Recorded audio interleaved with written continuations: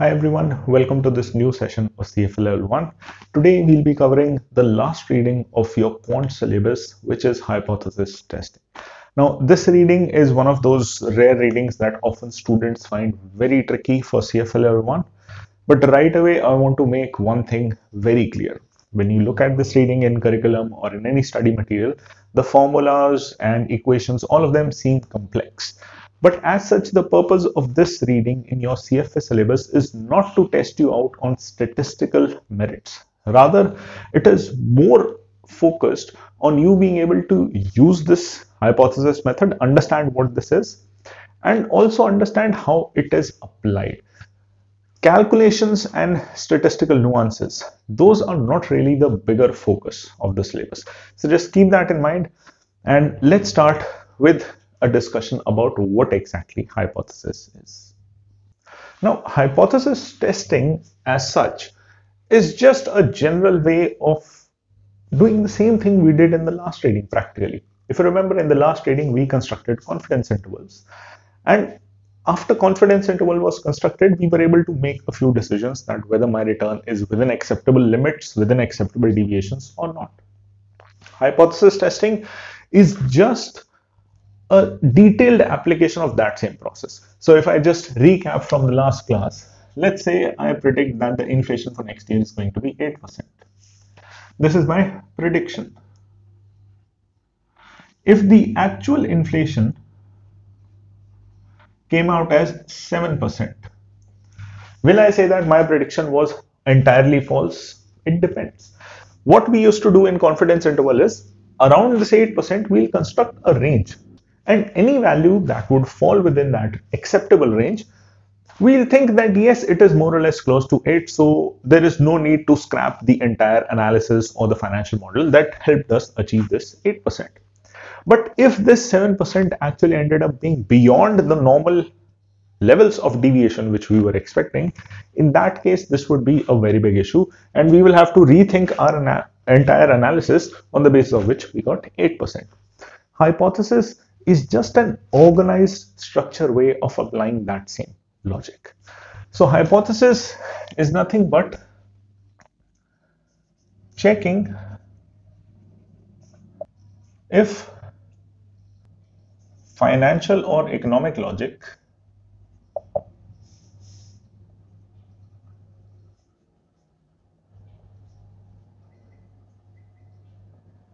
is supported by statistical analysis.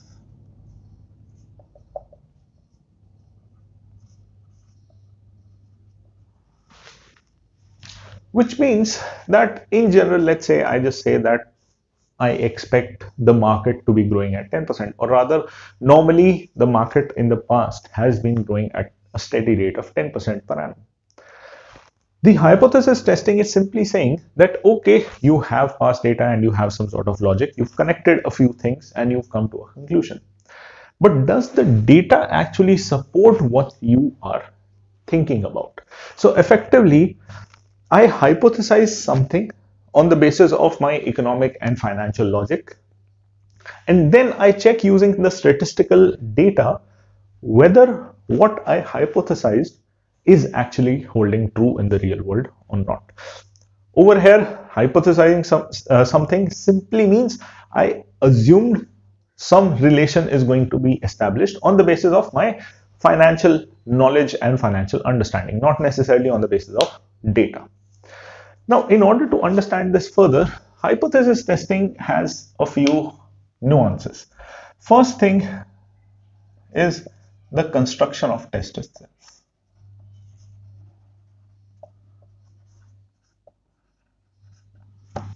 Whenever we do hypothesis testing, we need a statement that we will try to prove using our statistical data. So effectively, there has to be a base statement, and then we'll do our entire statistical analysis to try to either prove that yes, that statement is true, or to reject that statement and conclude that no, that statement does not hold true in the real world. The data in the real world does not support the statement that you believe in. So for that, we have two statements. This is known as null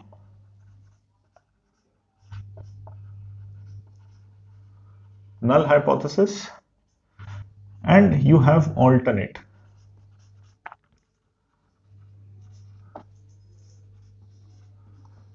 So the entire crux of whatever you're trying to test would be simplified into two statements, null and alternate. And these would be mutually exclusive and all encompassing, which means no possible outcome can exist beyond these two. These two will not have any common area, and these two together, if I take the probability of both of these, they will end up being 1. So only two possible outcomes are there, and then I'll check whether my actual statistical data is supporting the first statement or the second statement. Now in all of this, if you have this basic understanding clear that we'll create an entire analysis, whatever I want to prove, I'll simplify it down to two statements such that they are mutually exclusive and all encompassing, which means no outcome can exist beyond them and they don't have any sort of common interlapping area. And then I will do my statistical data analysis to figure out which of these statements is being supported by the data. That is all we have in hypothesis. From here on, there are few technicalities that are very peculiar, very specific to hypothesis. First is the terminology. So over here in the basic understanding, I said that we create two statements and then from the data, we'll try to prove which of these is correct. But when we actually analyze, when we actually implement hypothesis testing, it's not a case of accepting null, accepting alternate. Rather, the terminology used is failure to reject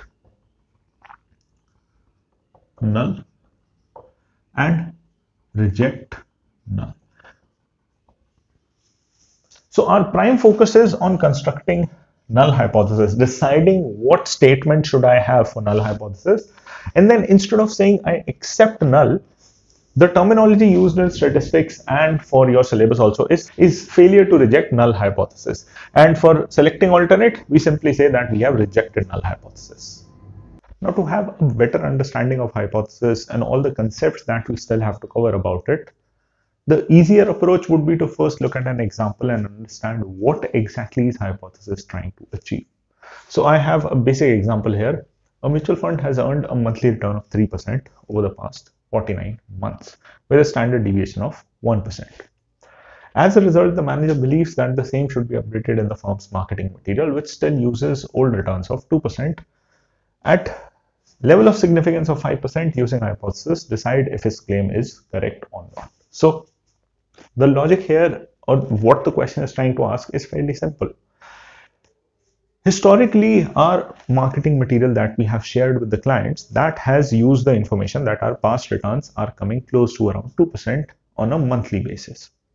And on a recent sample from past 49 months, this figure is coming out as 3% on a monthly basis with a standard deviation of 1%. Due to this, the manager of the fund, he believes that they should update the marketing material so that when they share the same with any new or prospective clients, they'll share the marketing material that gives this 3% information for the past returns that the fund has achieved rather than that 2% that they have previously been reporting.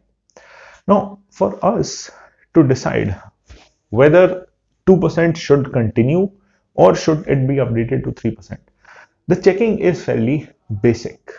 All we have to do is to see if 3% is significantly different from 2%.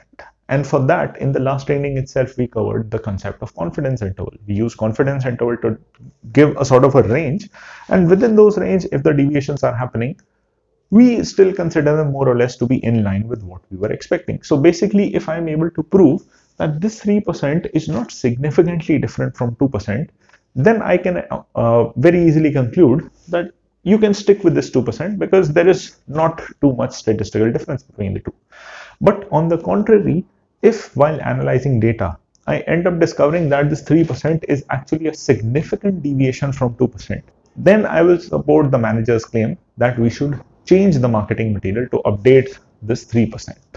So I hope what the question is trying to ask is clear till this point. The next thing we have to start focusing on is the idea as to how exactly do we make this decision whether that 3% and 2% are significantly apart or are they within acceptable range of each other. For that, in the previous reading itself, you looked at confidence interval. Today, we'll be doing pretty much that same thing, just in two different alternative ways. But even before we have a bifurcation of the alternative ways, the first step of any hypothesis is to decide what null and alternate hypothesis is going to be. Now, as a golden rule for your exam, I would suggest whatever the question is trying to prove. In the question, the manager is trying to prove that this 3% is significantly different from 2%. Whatever the question is trying to prove, you take the opposite of that as the null statement, because our entire intention of hypothesis testing is to try to reject the null. So if I want to agree with the manager, I'll construct a null which is opposite of what he's saying, and then I'll try to reject the null so that I end up accepting the manager's hypothesis. So if the manager believes that yes, that 3% is significantly different from 2%, what I'll do is I'll start with a null hypothesis that the population mean should be 2%. Effectively, if you remember our discussion in the last class for central limit theorem, as the sample increases in size, that is a 49-month sample, so it is decently large enough. As the sample increases in size, and we refer our statistical analysis to sampling distributions, we observe that the population mean and sample mean, they end up coming very close. So my sample mean is 3%. I am going to hypothesize that my population mean is 2%. This is what the manager doesn't want to prove. Manager is saying that this should also be updated to 3%, but we always construct a null hypothesis in the form that it is opposite of what we are trying to prove, so that we can conduct the analysis with the intention of rejecting this null. And the alternate would automatically be not equal to 2%, because both of them together have to cover all possible scenarios and they have to be mutually exclusive. Now over here, keep in mind, this is not necessarily signifying the population mean. Rather, this is a symbol denoted for hypothesized value. That what exactly are we trying to analyze? Now, once we have this construction done, now keep in mind, this is just one step of the process, and this is not the most important step. In fact, most of the calculations that you will get in the exam, it will not be dependent on you being able to construct this correctly. So from my side, the suggestion would be throughout this reading of hypothesis. One of the reasons why a lot of students find hypothesis tough is because they try to cram some equations and they try to understand all of this as a set of hard and fast rules. That is not the case. Just try to understand the logic why all the things were done in a particular manner. And if the logic makes sense, you can always change a few things and still arrive at the same conclusion. So now let's look at first way of analyzing alternative 1. This is confidence interval, same as what you did in the previous reading itself. Now in the last reading, we looked at confidence interval and the construction was mean plus minus the z value alpha by 2 multiplied with standard error. So standard deviation divided by root of n. We know the standard deviation to be 1%. This can be sample or population. For now, I'm just using this symbol just for the sake of simplicity. Normally, this is my sample standard deviation. So you can replace this with S as well. So this can be replaced with S, depending upon what information is available in the question. As we go along further, I'll have a discussion about when exactly will you be given population mean and population standard deviation, and when exactly you will be given sample standard deviation. So we'll have that discussion also as we go along. But over here, at level of significance of 5%, we discussed that level of significance simply is 1 minus level of confidence. So if significance is 5%, level of confidence must be 95%. For that, value of Z at 2.5 is 1.96. So over here, you have the value of mean. Sample mean is 3%. The Z value is 1.96. This standard deviation is 1% and N is 49. Using all of these values, see if you can construct a confidence interval. Give it a try. So we have an equation that would look like this: 3% plus minus 1.96 multiplied with 1% divided by root of 49. When you solve for this, first solve it using the plus symbol, then solve it using the minus symbol. You'll get 2.72% and 3.28%. This will be your confidence interval, lower limit and upper limit. Now, in the last class, we did discuss all of this process. The new thing in this session is only the final decision making part. So if you are clear on the confidence interval, the one alternative or the first alternative of performing hypothesis test is fairly easy. You just construct confidence interval. The new part is just the decision. And that is simply checking whether the value that you were hypothesizing at the initial stage of the hypothesis testing itself. We said in our test, for now, once you've constructed this, ignore what's written in the question. Just looking at this solution portion, I started my hypothesis with the assumption that the mean should come out as 2%. But my confidence interval of an acceptable deviation from 3% is only from 2.72 to 3.28. Now the question is, does this value of 2% lie somewhere between my confidence interval or outside it? The value of 2 will lie somewhere below 2.72, which means outside this acceptable range. This means that if my value that I was supposed to check of 2%, it lies outside my confidence interval, it means that this statement by itself that I was trying to check, that the population mean should still be 2%, this statement is to be rejected. Because this 2% is not lying in the confidence interval, I will reject the null hypothesis. And if I reject the null hypothesis, I end up proving that the 3% is significantly different from 2% because they are not within each other's acceptable deviation range. 2% and 3% on a monthly return basis are quite a bit far away. Now, I understand that on the face of it, all of it probably makes sense right away. But one of the bigger questions a lot of students have is how exactly do we make these statements? Why do they have to be opposite? And what exactly would be the conclusion at the end? So I hope the calculation part of it makes sense. The second alternative of doing the same testing, this uses what is known as test statistic.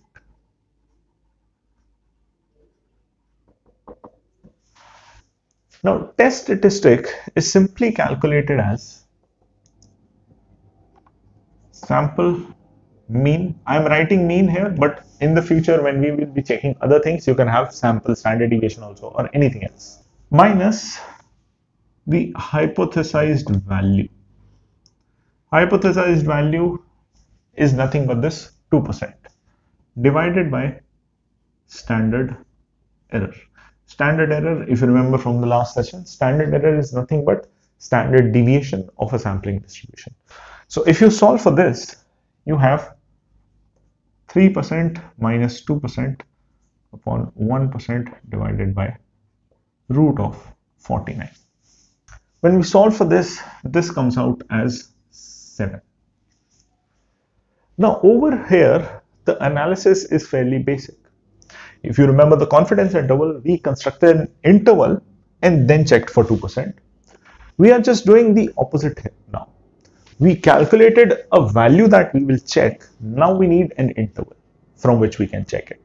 Now, in order to check using the test statistic approach, we need critical values from the distribution itself. So if I'm using Z distribution, I need this value of 1.96. And if you remember Z distribution from your fourth reading of quants, Z distribution works on the idea that you have a normal distribution with mean value of 0 and standard deviation of 1.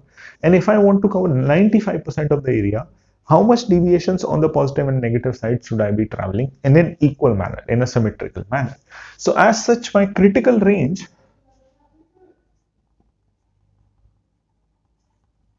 as per Z distribution comes out as plus minus 1.96. So from minus 1.96 all the way to plus 1.96, that is where my acceptable range is.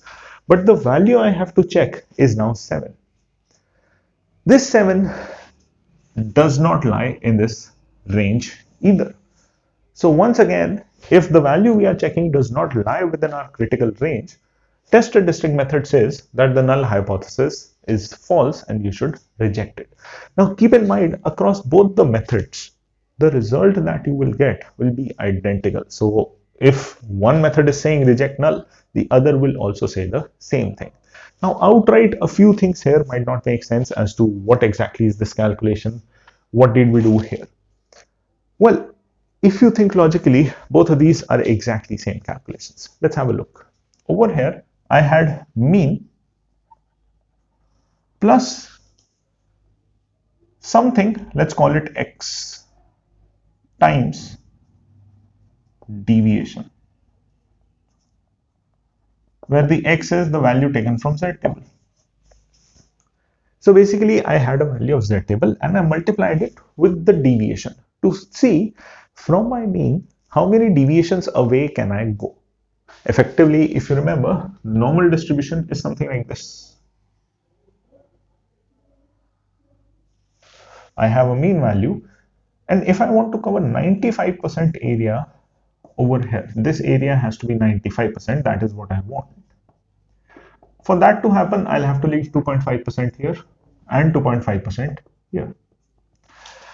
In order for me to get this area, the idea is I'll have to travel a little bit towards the higher side, a little bit towards the lower side. How many times of my standard deviation do I travel that? So just like if you want to travel from one city to the other, we give a distance in kilometers. Kilometers is the standard unit of measurement. Similarly, in this analysis, your standard deviation or the standard error in this case, that is the unit of measurement. So when we say 1.96 kilometers, it means you have to travel 1.96 times 1 kilometer.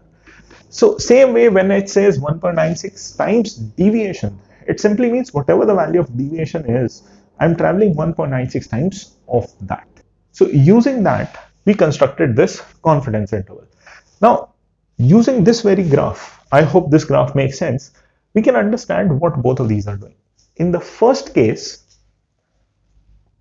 I took value of z table and converted it into my own classification. So in my distribution, the mean is 3%. I use the concept of entire normal distribution to create an interval alongside my 3%. So in case of confidence interval, what I did is I had 3% and I created range 3.28 and 2.72%. So I used the z table to construct a range within the values of my own distribution. So my distribution's mean was 3. I constructed it around 3 itself. In the test statistic, however, what I'm doing is instead of using z table to convert everything into my own distribution, I'm going the other way around. That if I had a distribution that was exactly how standard normal distribution works. So let's say you have z distribution, mean is 0, and for 95% area to be covered, you have to go plus 1.96 and minus 1.96. This is nothing but the standard normal distribution, z table itself. Instead of changing these values to be similar to my own distribution, which is what we did in the first approach. If you remember, in the first approach, the mean was changed with the sample mean and the deviations were changed with the deviations of my sampling distribution. But in this test statistic approach, what I do instead is, instead of converting z table into my distribution, I convert my distribution so that I can compare it with the z table itself. So this 7 value is now lying somewhere outside, somewhere here. So both the approaches are doing the same thing. One is using the z table to construct a confidence interval within the values of my distribution. And the test statistic approach says that there is already standard normal distribution that exists. Why don't you just find one value from your distribution that you can check against the Z table. So it's just change of perspective. Mathematically, statistically, both the approaches are doing the exact same thing. So I hope all of this so far makes sense. So now that we have a basic understanding of how exactly the hypothesis process works, there are a few other key topics, smaller concepts that we have to be comfortable with for the purpose of the exam. So let's look at some of those connecting with the hypothesis itself. So the first thing to be familiar with is a one-tail versus two-tail test.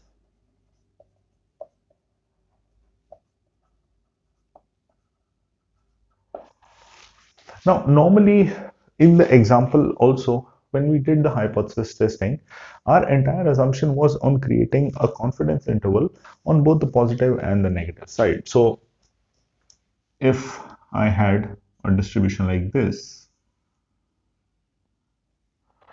I was looking to get the 95% confidence in the middle area and in a symmetrical manner. So I was rejecting 2.5% on the either side.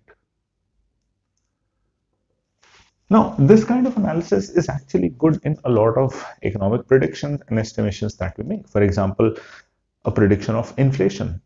I don't want the inflation to be too high than what I predicted. I also don't want it to be too lower than what I predicted, because both would be bad for my portfolio strategies.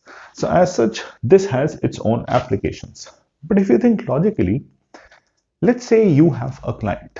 He comes to you and he wants you to make a portfolio, and you've decided that yes, we'll try to take the market index as some sort of a benchmark. Let's say the market index earns 10% and your portfolio at the end of the year ended up earning 40%. Is the client going to be unhappy that you earned him more return than what you actually predicted? Chances are no. On the higher side, especially when talking about returns, the client is not going to be unhappy. Rather, he is going to be very pleased that for a target of 10%, for a benchmark of 10%, you were able to outperform it very significantly. So we do also come across real world situations, especially in the domain of finance and investment itself, where the rejection area is not ideally suited to being split across both sides. In that case, we have a graph that looks something like this. So I have 5% just on the lower side and 95% on the higher side. This first analysis, this is known as two-tail test. Two-tail test simply means that the possibility of a rejection area. Now, in the example that we did, this was the area where we say that null is true, or we failed to reject the null, and these outer areas, these were rejection areas. Reject null. So two-tail test is the one where the rejection area lies on either side of the mean and it is symmetrically distributed. Whereas in case of one-tail test, the rejection area will lie only one side of the mean. So if I have mean here, only lower side, or in some cases it could be only on the higher side. Now, normally in case of construction of any sort of null hypothesis, just a general rule, whenever null hypothesis uses the sign of equality, so something like this, mean is equal to something, let A be a constant. In that case, we are more concerned with it being close to A on both the sides, and in that case, we use two-tail test. But whenever null is of a notation that mean is less than equal to A, in that case, I'm not concerned with it being more than A. I'm just concerned with it being not too less in comparison to some constant value, which is our mean. In this case, we use the one-tail test. So this is how the one-tail test looks. This is how two-tail test works.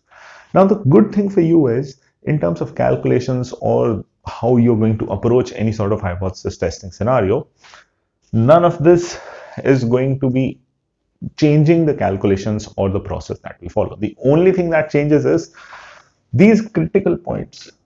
We found the first critical point by looking at the graph and saying that there is 97.5% area to the left of that critical point.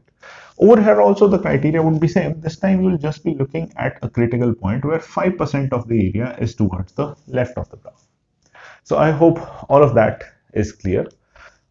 One very crucial thing about both of these tests is that for a Z distribution, you should have proper idea of three values. So at level, so for Z distribution, two tail and one tail.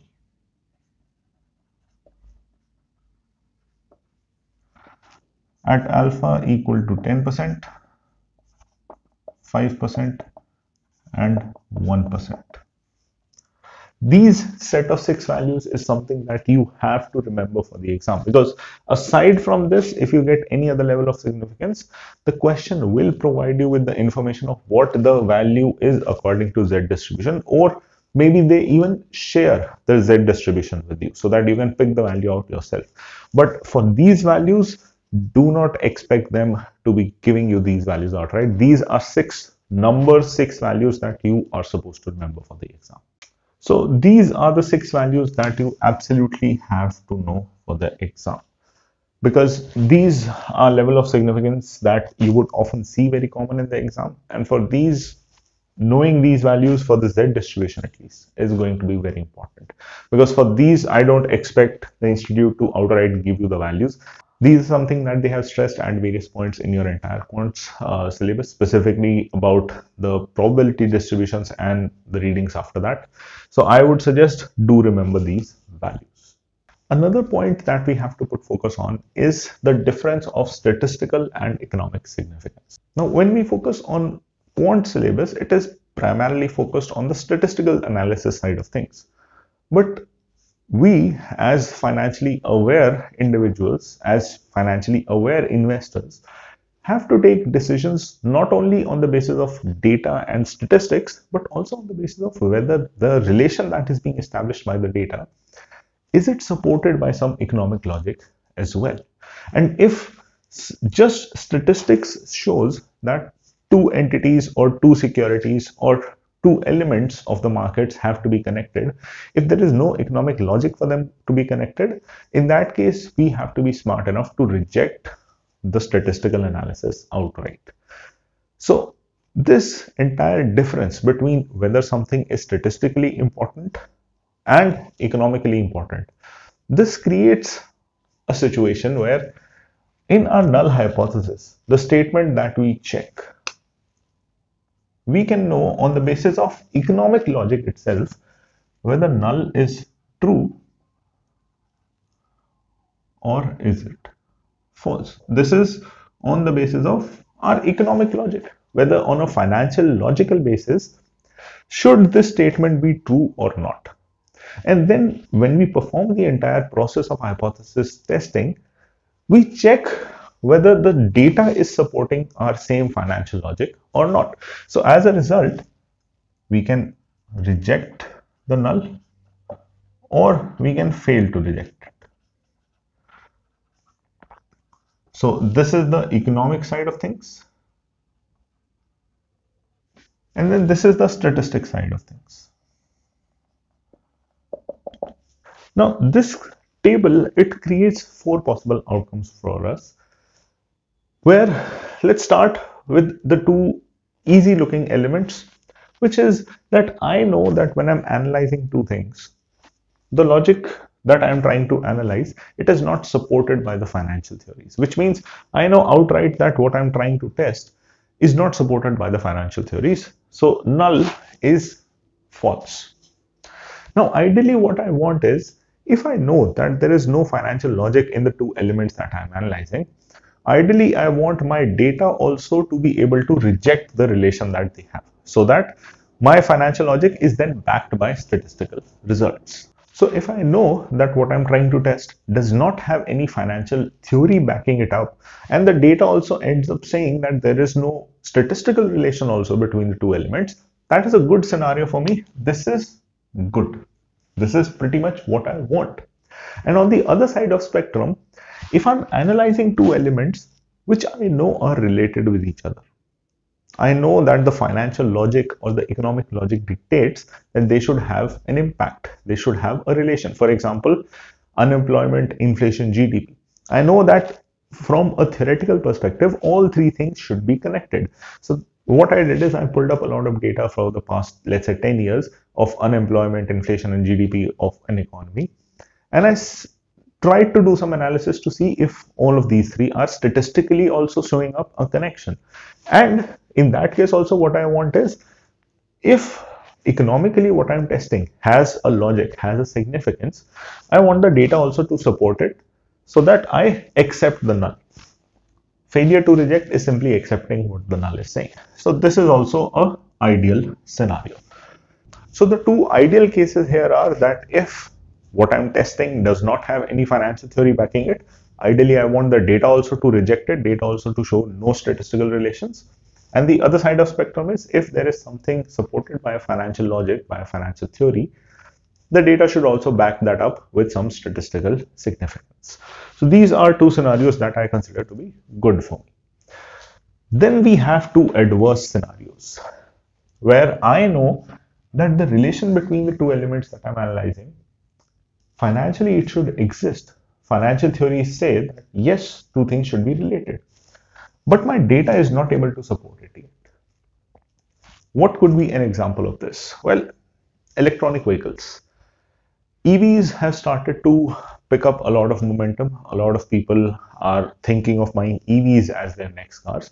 But we all know that if I look at next 10 years, 15 years, electric vehicles are going to be the future of our transportation system.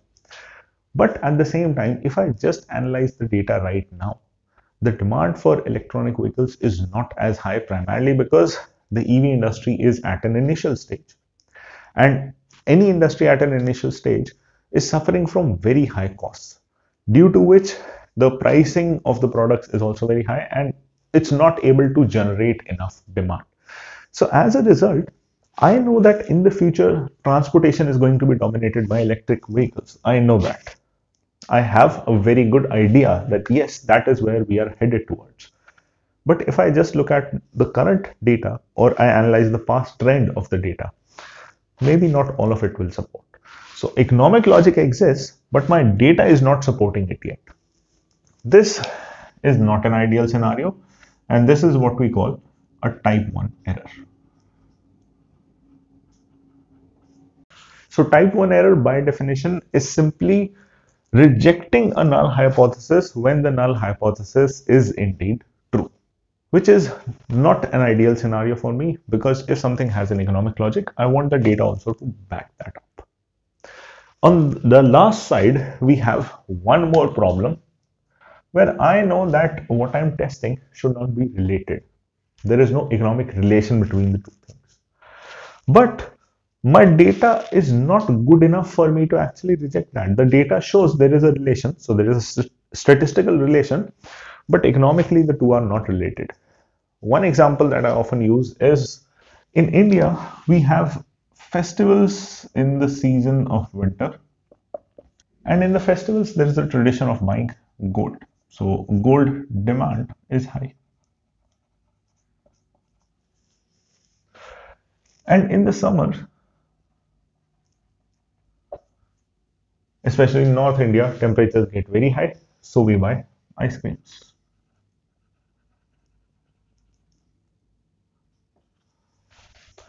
Now, outright, just by looking at these gold and ice creams, I think all of you will probably agree there should be no connection between demand of gold and demand of ice cream. So I know that if I analyze these two, economically this analysis is absolutely pointless, and I agree. But because of seasonality, if I just do statistical analysis, my financial models, my statistical models, what they'll say is when the demand of ice cream is high, gold is not in demand. And when the demand of gold is high, ice cream is not in demand. And my statistical models might even end up saying that these have a negative correlation, which you and I know is not supposed to exist, because outright there is no financial logic that can connect these two products or these two commodities. So as a result, I know that economically what I'm testing is not supposed to be true, but the data ends up supporting the relation for some reason. This is known as a type 2 error.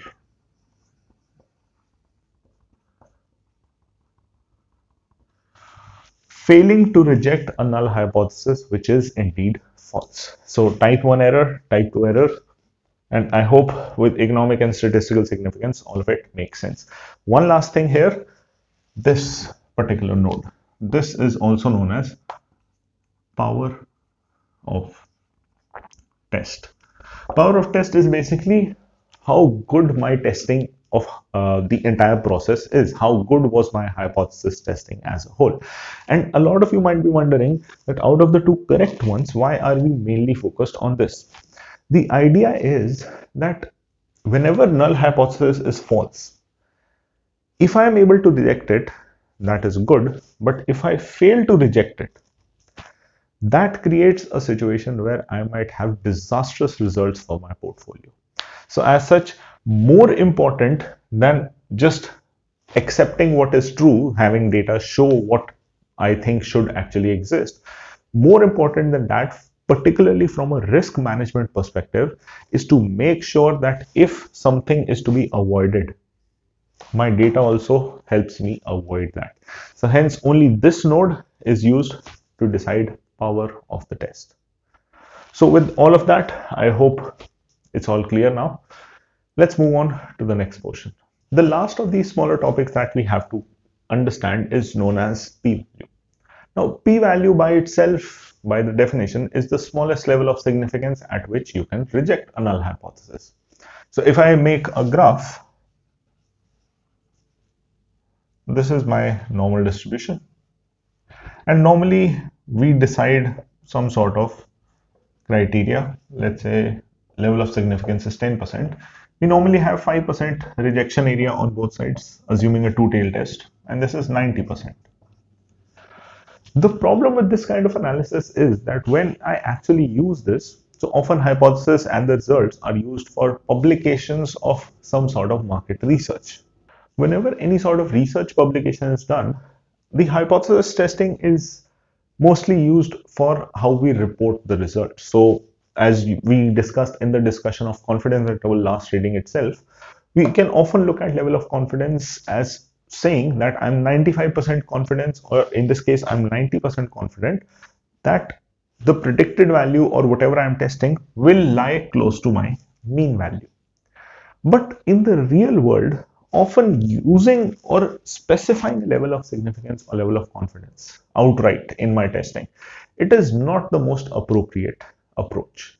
The better approach is to give a p-value.